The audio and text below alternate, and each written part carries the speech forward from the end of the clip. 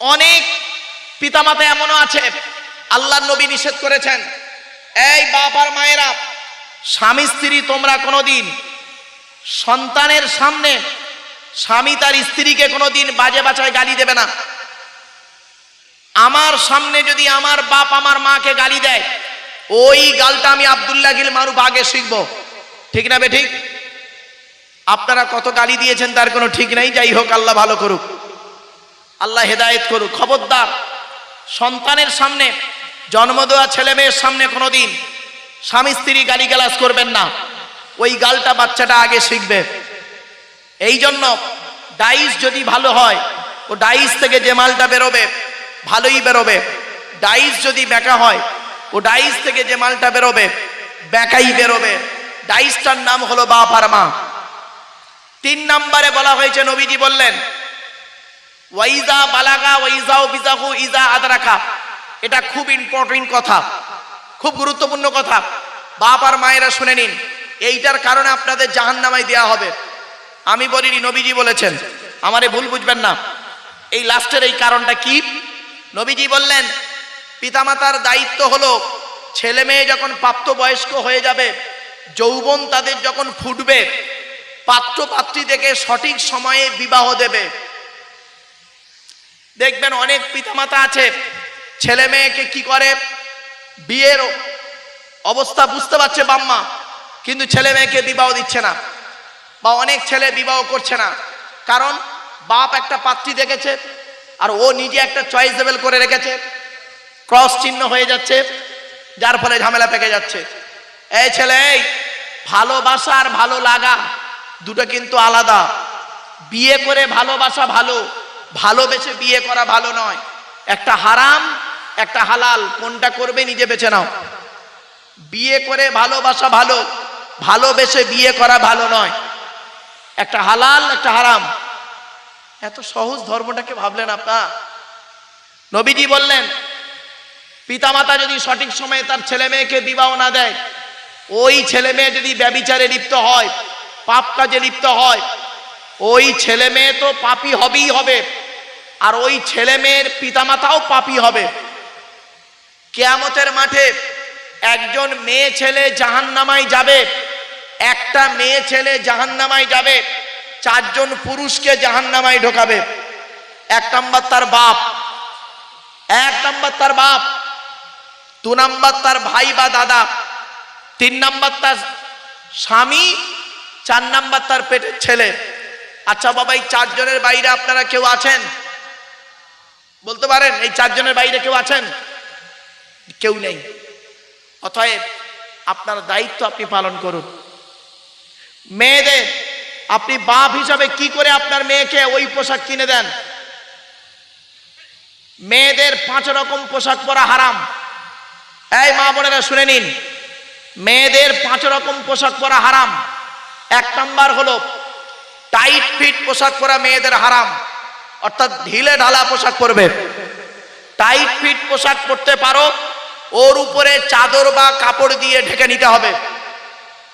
2 number, মেয়েদের ওই পোশাক পরা হারাম যে পোশাকটা বাইরে থেকে ভেতরের অঙ্গ দেখা যায়। বাইরে থেকে ভেতরের অঙ্গ দেখা যায় এমনও পোশাক আছে পিতামাতারা কিনে দেয় ঈদের সময়। 13-14 বছরের মেয়ে, তাকে কিনে দিয়েছে এমন পোশাক বাইরে থেকে ভেতরের অঙ্গ দেখা যাচ্ছে, মুশারির থেকেও খারাপ। 3 নাম্বার, মহিলারা ওই পোশাক পরতে পারবে না। তুমি যে ধর্মের মহিলা, অন্য ধর্মের পোশাক তুমি পরিধান করতে পারবে না।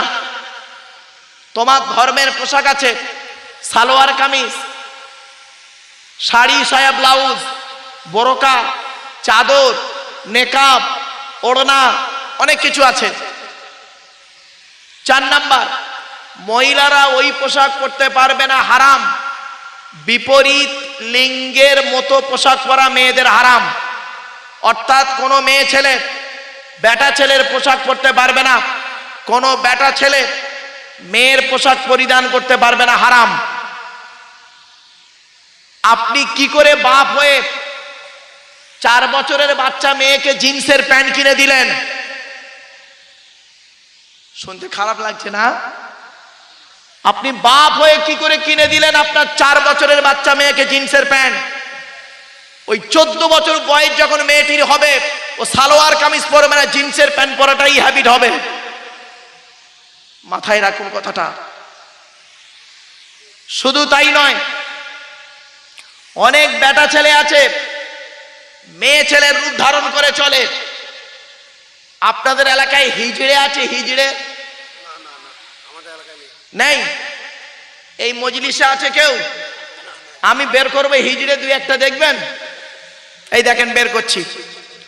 আচ্ছা, মা বোনেরা 2 হাতে চুড়ি পরে। অনেক পুরুষ আছে দেখবেন 1 হাতে বালা পরে। ও না পুরুষ না নারী, কি বলবো, হিজড়ি বলা ভালো। আবার চুড়ির বদলে, বালার বদলে দেখবেন লাল সুতো বাঁধে। বাপেরা বাড়ি থেকে ভাববেন, মেয়েদের, এই মেয়ে ছেলেরা শুনে নিন, মেয়েদের সুন্দরী হওয়ার জন্য নাকে আর কানে গহনা পরা হয়, তাই তো নাকি? আরে ভাই বলুন না। গলায় হার পরা হয় মেয়েদের সৌন্দর্য প্রকাশ পাওয়ার জন্য।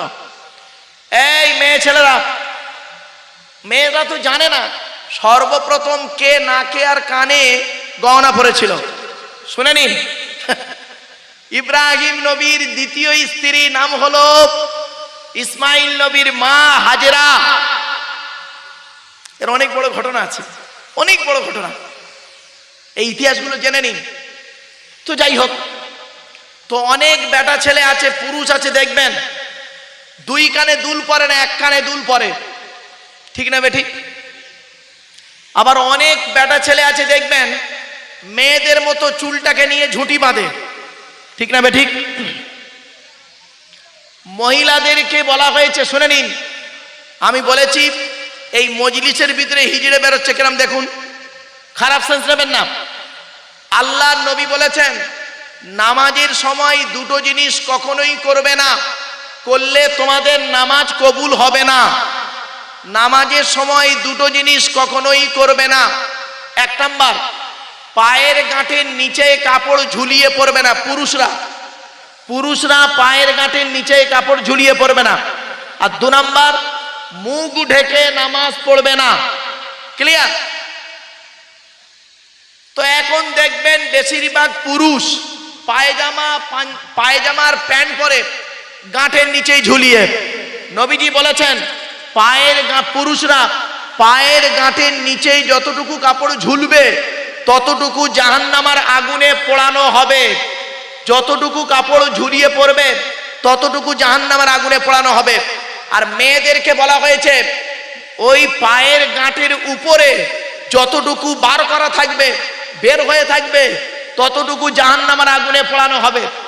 দেখবেন মেয়েরা কাপড় তুলতে শুরু করেছে, আর ছেলেরা দেখবেন কাপড় নামাতে শুরু করেছে। ভুল বলছি বাবা? খবরদার নয় যুবক ভাইরা বলে দিচ্ছি, পায়ের গাঁটের নিচে কাপড় ঝুলিয়ে পড়বে না। প্যান্ট পরো, লুঙ্গি পরো, যাই পরো। এই কত বক্তা আছে লুঙ্গি ঠিক মতো পরতে পারে না। স্টেজে উঠে গজল গাইতে উঠেছে, পায়জামা পরেছে, কি চুড়ি প্যান্ট বলেন তো, কি বলেন না ভাই, চুড়ি প্যান্ট পরেছে, সে গাঁটের নিচেই তো দূরের কথা খালি ও মানে গুল্লেটা চেপে আছে, ঠিক না ঠিক? জিজ্ঞেস করুন আলেমদেরকে, দেখবেন, ফলো করবেন। এত সহজ। আপনারা শিখবেন কাকে দেখে? আলেমদের থেকে তো শিখবেন নাকি? আলেম নিজেই যদি গন্ডগোল হয় তো হয়ে গেল তো সব, কাকে দেখে শিখবেন? এই জন্য এগুলোকে ফলো করতে হবে। এবারে আসছি, মেয়েদের ওই পোশাকটা পরা হলো হারাম। 5 নাম্বার, ওই পোশাক পরা মেয়েদের হারাম, যে পোশাকটা পরলে বিপরীত লিঙ্গকে আকর্ষণ করে। আচ্ছা বাবা, আপনাদের এই গ্রামে, এই এলাকায় মানুষ স্নান করে বা গোসল করে কোথায়? পুকুরে না কলে? কলে বা পুকুরে, তাই তো? পুকুরের ব্যবস্থা আছে আপনাদের এখানে। কলকাতার দিকে পুকুর নেই, আর থাকলেও সে ও পুকুরে গোসল করলে একদম জনমের মতো শেষ। যাই হোক, তো সব যে যার বাড়িতে সব কর্পোরেশনের পানিটা নিয়ে এসে গেছে ইত্যাদি। তো আপনারা পুকুরে গোসল করেন অনেকে, খারাপ সেন্স নেবেন না কিন্তু, আমি যেটা বাস্তবটাই তুলে ধরছি, আমারে ভুল বুঝবেন না কিন্তু। অনেক সময় দেখবেন বিশাল বড় একটা পুকুর আছে, পুকুরের দুই দিকে শান আছে, শান, শান বোঝেন তো, ঘাট, ঘাট। এই ঘাটে মহিলারা গোসল করে, ওই ঘাটে পুরুষরা গোসল করে একই টাইমে। কঠোর আযাব হবে। এই মুরব্বী লোকেদের জিজ্ঞাসা করুন, এই বয়োজ্যেষ্ঠ লোকেদের জিজ্ঞাসা করুন, আজ থেকে 40 বছর আগে এই রকম পরিবেশ যখন থাকতো, সত্যিকারের যারা মুসলমান তারা করতো কি, মহিলারা যেখানে গোসল করতো যে ঘাটটায়, প্লাস্টিক দিয়ে দূরে বাঁশ পুঁতে এরকম ঘিরে দিত, দেখেছেন না দেখেননি? ঘিরে দিত, মহিলাদের আলাদা ওরা গোসল করছে, ছেলেরা এদের ফাঁকা গোসল করছে। এদিকে এই পুকুরের পাড়ে একটা মেয়ে ছেলে গোসল করছে, ওই পুকুরের পাড়ে একটা পুরুষ গোসল করছে। এবার বলুন, গোসল করতে গিয়ে প্রত্যেক নারী পুরুষ তার অঙ্গ প্রত্যঙ্গ গুলোকে ধৌত করতে হয়, কি বিচ্ছিরি জিনিস দাঁড়া একটু অনুভব করুন। আর একটা নোংরা জিনিস সব থেকে বেশি, মা বোনেদের বলছি, খারাপ, এটা সেন্স, খারাপ সেন্স নেবেন না, ঠিক করুন, এই পাপ কাজটা করবেন না।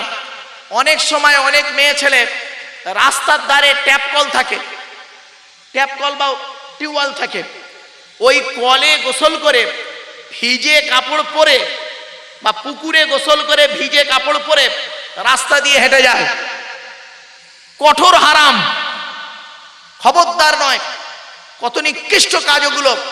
মা বোনেদেরকে অনুরোধ করে বলে যাচ্ছি, গোসল করবেন গোপন জায়গায় গোসল করবেন, এগুলো ইসলাম বলছে, নবীজি বলেছেন, কোরআনের কথা, হাদিসের কথা, পরিষ্কার কথা বললাম। ছোট্ট একটা প্রশ্ন আপনাদের করি, রাগ করবেন না কেউ জানো। আচ্ছা, পীরের স্ত্রীকে দেখা মুরিদের জন্য হালাল না হারাম? বলুন বলুন, যা কথা নেই, হালাল না হারাম? আপনারা আপনাদের পীরের স্ত্রীকে দেখেছেন? তারা দেখা দেয় কি? দেখা দেয় না। পীরের স্ত্রী মুরিদকে দেখা দেয় না। তো পীরের স্ত্রীকে যদি আপনার মুরিদের দেখা হারাম হয়, তাহলে মুরিদের স্ত্রীকে পীরকে দেখা কোন আয়াতে জায়েজ? কোরআনের কোন আয়াত দিয়ে প্রমাণ করবে? এই জন্য বলি, পর্দার কথা কোরআন জানিয়ে দিয়ে গেছে। আমার স্ত্রীকে যদি আপনাদের দেখা হারাম হয়, আপনার স্ত্রীকে আমার দেখা কোন শরীয়তে জায়েজ? ভাবতে পেরেছেন? বাড়িতে গিয়ে ভাববেন। কোরআনের আয়াত বলে গেলাম আজকের আপনাদেরকে, এগুলো সাবধান হয়ে যান। হাক্কানি পীরের হাতে হাত দেবেন, ভণ্ড পীর থেকে দূরে সরে থাকবেন। যে পীরের মধ্যে থাকবে কোরআন, হাদিস, ইজমা, কিয়াস। একজন পীর হতে গেলে, হাক্কানি পীর হতে গেলে, এই কোরআন থেকে দলিল দিচ্ছি আপনাদেরকে, কমসে কম 50টা গুণ লাগবে। কটা? জোরে বলুন। 50টা গুণ লাগবে। কোরআনের দলিল দিচ্ছি, চিন্তা নেই। ধরে অসুবিধা হচ্ছে আপনাদের? হবে না? বন্ধ করতে দেবো? হবে? একটু শুনে যান অন্তত, আমারে ভুল বুঝবেন না জানো বাবা। আচ্ছা, আপনারা সরকারি সার্টিফিকেট, এখন সব সর্বনিম্ন সরকারি সার্টিফিকেটটার নাম কি বলতে পারেন? সর্বনিম্ন শিক্ষা জগতে মাধ্যমিক পাস, তাই তো নাকি? 8 পর্যন্ত পাস ফেল উঠে গেছে তো, যা কথা বলতে পারছেন এরা। 8 পর্যন্ত পাস ফেল উঠে গেছে, মাধ্যমিকটাই হলো সর্বনিম্ন। সরকারের খাতায় আপনি সার্টিফিকেট পেলেন। আচ্ছা, মাধ্যমিকের উপরে কোনটা? উচ্চ মাধ্যমিক, তার উপরে গ্রাজুয়েশন, তারপরে এমএ। চলুন, তো ঠিক পীর হতে গেলে বাবা, ওলি হতে গেলে বাবা কিছু ধাপ আছে। পীরের প্রথম ধাপটা হলো খাঁটি পীর, ভণ্ড পীরের কথা বলিনি। খাঁটি পীরের প্রথম ধাপ হলো ওলি হতে গেলে, পীর হতে গেলে সর্বপ্রথম তাকে খাঁটি মোমেন হতে হবে। প্রথম কি হতে হবে? খাঁটি মোমেন। আর খাঁটি মোমেন হতে গেলে এই কোরআনে আছে, আমার বাবার কথা নয়, অন ক্যামেরাতে বলে যাচ্ছি, খাঁটি মোমেন হতে গেলে কোরআনে আছে সর্বনিম্ন 5টা গুণ লাগবে আর সর্বাধিক 30টা গুণ লাগবে। সর্বনিম্ন কটা? 5টা গুণ আর সর্বাধিক 30টা গুণ কোরআন আয়াত দিচ্ছি। এবারে মোমেনের উপরের ধাপ, মানে মাধ্যমিকের উপরে কি উচ্চ মাধ্যমিক, মোমেনের উপরের ধাপটা হলো মুত্তাকি। কি বললাম? মুত্তাকি হতে গেলে ওই 30টা গুণের উপরে আরো 15টা লাগবে। তাহলে কটা হলো? 45টা। এই কোরআনে আছে, দলিল আমি আয়াতগুলো পড়ছি, চিন্তা নেই। 45টা। তাহলে 45টা গুণ যার মধ্যে থাকবে সেই লোকটা 2টো সার্টিফিকেট পাবে। কি? খাঁটি মোমেন আর কি? মুত্তাকি। মোমেন আর মুত্তাকির উপরের ধাপটা হলো পীর বা ওলি। ওলি হতে গেলে ওই 45টার সঙ্গে আরো 5টা লাগবে। কটা হলো? 50টা। এবার আয়াতগুলো শুনুন, আমি পড়ে যাচ্ছি। শেষ করতে অসুবিধা হচ্ছে বাবা? শোনেন, আচ্ছা, মোমেন হতে গেলে প্রথমে কটা বলেছি ভুলে গেছেন? 30টা। সর্বনিম্ন 5টা, সর্বাধিক মাথার কাজ করছে 5, 30, 45, 5। সর্বনিম্ন মোমেন হতে গেলে সর্বনিম্ন 5টা, সর্বাধিক 30টা। ঠিক আছে, আগে সর্বনিম্ন থেকে শুরু করছি। আল্লাহ বলছেন মোমেনের সর্বনিম্ন স্তর 5টা। ইন্নামাল মুমিনুনা আল্লাযীনা ইযা যুকিরাল্লাহু ওয়াজিলাত কুলুবুহুম ওয়া ইযা তুলিয়াত আলাইহিম আয়াতুহু যাদাতুহুম ঈমানা ওয়া আলা রাব্বিহিম ইয়াতাওয়াক্কালুন আল্লাযীনা ইউকিমুনাস সালাত ওয়া মিম্মা রাযাকনাহুম ইউনফিকুন। এই 5টা বলার পরে আল্লাহ সার্টিফিকেট দিচ্ছে, আমি দিইনি। আল্লাহ নিজে সার্টিফিকেট দিচ্ছেন, উলাইকা হুমুল মুমিনুনা হাক্কান লাহুম দারাজাতুন ইনদা রাব্বিহিম ওয়া মাগফিরাতুন ওয়া রিজকুন কারীম। আয়াতটা কোথায় আছে? 9 নম্বর পারার 16 নম্বর পৃষ্ঠা 2 নম্বর লাইন, সূরার নাম সূরা আনফাল, আয়াত নাম্বার 2, 3, 4। এর বাংলা অর্থটা কি? আল্লাহ বলছে মোমেনের সর্বনিম্ন 5টা গুণ কি কি? আপনারা যে মোমেন তার প্রমাণ এখানেই হয়ে যাবে। সর্বনিম্ন গুণ হলো 5টা থাকতে হবে আপনাদের। 1 নম্বর, কোরআনে বলা হয়েছে মোমেনের সামনে যখন আল্লাহর গজবের আলোচনা করা হবে, মোমেনের অন্তরটা আল্লাহর ভয়ে কাঁপতে থাকবে। কি বললাম? আমি পাপ করেছি, আমার বয়স এখন 70 বছর, আমার বয়স 70 বছর, আমার বয়স যখন 25 বছর ছিল এই সাকুয়া গ্রামে কটা মেয়ে নষ্ট করেছি তার ঠিক নেই। আমি যে মেয়েটার সঙ্গে জেনা করেছিলাম সেই মেয়েটার বিয়ে হয়ে গেছে ঘাটালে, আর আমি বিয়ে করেছি চন্দ্রকোনাতে। আমি আমার বউকে বলিনি তোমার আগে একটা মেয়ের সঙ্গে ব্যভিচার করেছিলাম, লজ্জার খাতিরে। আর ওই মেয়েটি তার স্বামীকে বলেনি যে তোমার সঙ্গে সম্পর্ক, বিয়ে হওয়ার আগে অমুক ছেলের সঙ্গে আমার সম্পর্ক ছিল, সেও লজ্জার খাতিরে বলেনি। কিন্তু ওগো আল্লাহ, তোমার পাপের ডায়েরিতে আমার নামটা এন্ট্রি করা আছে জেনাকারীর খাতায়। কিছু বুঝতে পারছেন আমার কথা? আল্লাহ, আমার কি হবে? এই চিন্তা করে বুকের ভিতরে যদি তোলপাড় শুরু হয়, তাহলে জানবেন আপনাদের অন্তরে ঈমানটা আছে। আর যদি কিছু মনেই না হয় তাহলে জানবেন ওয়ালাম্মা ইয়াদখুলিল ঈমানু ফি কুলুবিকুম, এখনো পর্যন্ত ঈমানটাই আপনাদের অন্তরে নেই, তো নামাজ মুসলমান অনেক দূরের কথা। যান বাড়ি যান। কিছু বুঝতে পারছেন বাবা? দুই, এর আরো অনেক ব্যাখ্যা আছে, আর ব্যাখ্যা বেশি করব না, 2.5 ঘন্টা পার হয়ে গেছে। 2 নাম্বার, ও এখানে ঘড়ি আছে, এই নামান নামান নামান নামান নামান, নামিয়ে দেন, দয়া করে নামিয়ে দেন ভাই, নামিয়ে দেন। হেস, ছি ছি ছি, এত আমি আল্লাহর কসম করে বলছি আমি খেয়াল করিনি। নামান, দয়া করে নামান তো ভাই, বাবা নামিয়ে দাও তো, বাপ নামিয়ে দাও, নামিয়ে দিয়েছ। আমি তাইতে বলি আমার বক্তব্যের প্রতি অ্যাটেনশন হচ্ছে না কেন এতক্ষণ? না সুর নয়, শুনে নিন, আমি আল্লাহর কসম করে বলছি, আমি স্টেজে উঠি প্রথম খেয়াল করিনি, আমি স্টেজে উঠি প্রথম দেখি ওখানে ঘড়ি আছে কিনা, ঘড়ি থাকলেই আমি নামিয়ে দিই। কেন জানেন? যে কথাটি আপনার মতের সঙ্গে মিলবে তখন আপনি আমার প্রতি চেয়ে থাকবেন, অ্যাটেনশন থাকবেন।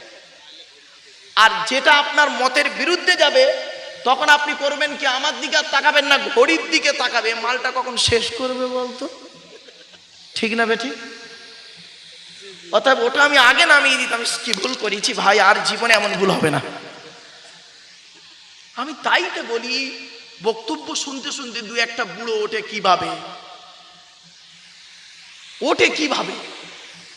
শোনেন, খারাপ সেন্স নেবেন না। 2 নাম্বার, মোমেনকে চিনবেন কি দেখে? মোমেনের সামনে যখন কোরআনের আয়াতের আলোচনা করা হবে, মোমেনের অন্তরটা, ভালোবাসাটা, ঈমানটা আল্লাহর প্রতি বেড়ে যাবে। 3 নাম্বার, মোমেন ব্যক্তি পৃথিবীর কোন ব্যক্তি বস্তুর উপরে ভরসা করবে না। প্রত্যেকটা কাজেই মোমেন ব্যক্তি একমাত্র আল্লাহর উপরে ভরসা করবে। কোরআনে আল্লাহ বলেছেন, আমি বলিনি, এই জলসা কমিটির ভাইয়েরা, যুবকেরা শুনে নাও, তোমরা জলসা দিচ্ছ, যদি তোমাদের ভরসা থাকে কোনো ব্যক্তির উপরে, তাহলে জানবে তোমাদের জলসা আল্লাহর দরবারে কবুল হবে না। বলে গেলাম কোরআনের দলিল। জলসা দেবে কাকে ভরসা করে? জোরে বলুন।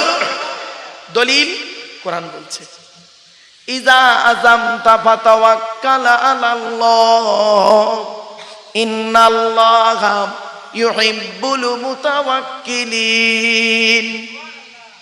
4 নম্বর পারা 10 নম্বর পৃষ্ঠা 3 থেকে 4 নম্বর লাইন, সূরার নাম সূরা আল ইমরান।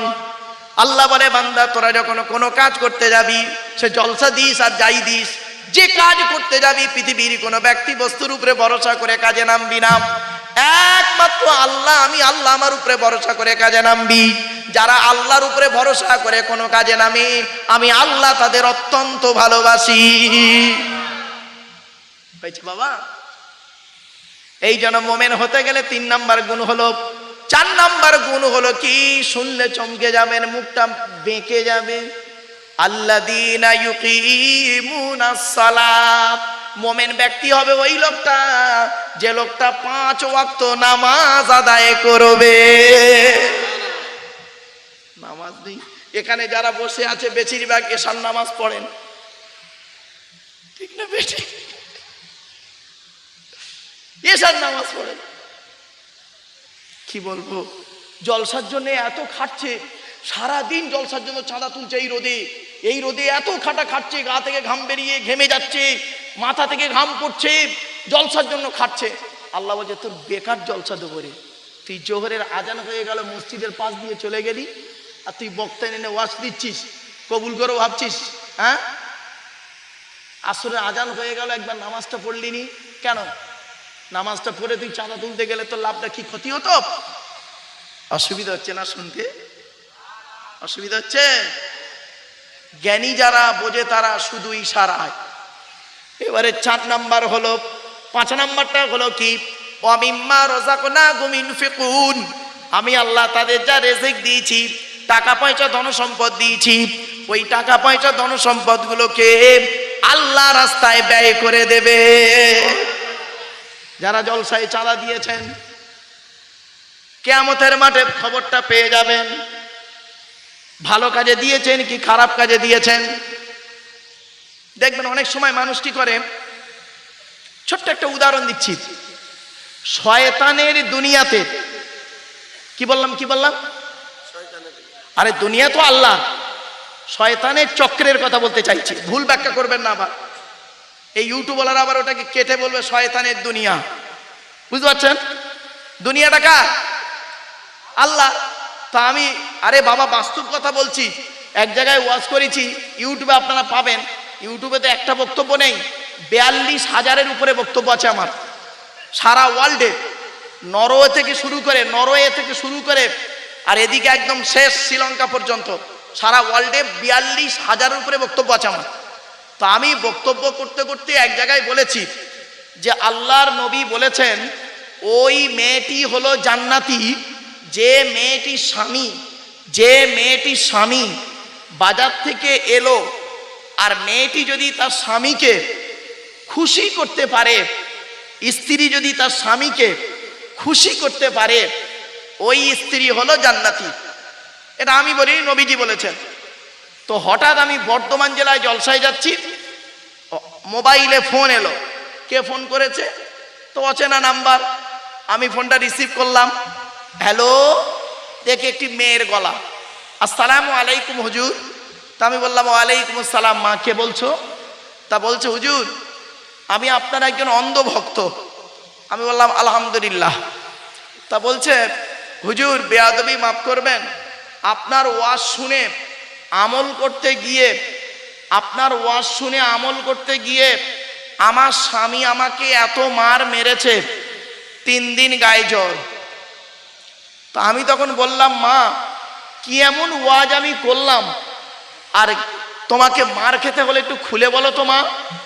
তো মেয়েটি বলছে হুজুর ইউটিউবে আমি আপনার ওয়াজ শুনলাম, স্বামী বাজারে গেলে, বাজার থেকে এলে তাকে যদি স্ত্রী খুশি করতে পারে তাহলে ওই স্ত্রী জান্নাতি। তো হুজুর 1 সপ্তাহ আগে আমার স্বামী 5,000 টাকা নিয়ে বাজারে গিয়েছিল, টাকাটা পকেটমারি হয়ে গেছে। ওর মেজাজ গরম ছিল আমি জানি না, আর বাড়িতে আসতে হরদমকালি হাসাচ্ছি, চলতে ফিরতে হাসাচ্ছি। 10-15 মিনিট গেছে, আধা ঘন্টার পর এত মার শুরু করেছে হুজুর, সে আর থামে না। তা আমি বললাম মা ওয়াজটা সঠিক, নবীর কথাটাও সঠিক, এবং তুমি কাজটা করেছো ঠিক, তবে টাইমিংটা গন্ডগোল হয়ে গেছে, টাইমিংটা। এজন্য কোরআনে আল্লাহ পাক একটা আয়াত বলেছেন, শুনলে চমকে যাবেন, লিকুল্লি নাবাইম মুস্তাকার।